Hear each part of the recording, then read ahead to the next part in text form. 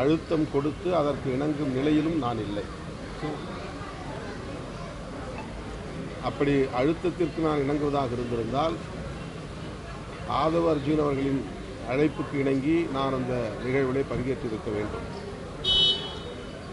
அல்லது திமுக அழுத்தம் கொடுத்திருக்கிறது என்று சொன்னால் ஆரம்பத்திலேயே இதை நான் வெளிப்படையாக அதில் பங்கேற்க மாட்டேன் என்று அறிவித்திருக்க வேண்டும். அது வெறும் யூகங்களாக சமூக ஊடகங்களில் பேசப்படுகின்றன.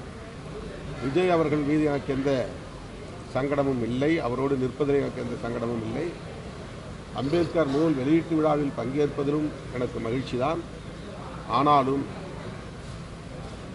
நானும் அவரும் ஒரே மேடையில் நின்றால் அதை வைத்து இங்கே அரசியல் சூதாட்டம் ஆட விரும்புகிறவர்கள் தமிழக அரசியல் களத்தில் கலைபரத்தை உருவாக்குவார்கள், குழப்பத்தை ஏற்படுத்துவார்கள். அதற்கு இடம் தர நான் விரும்பவில்லை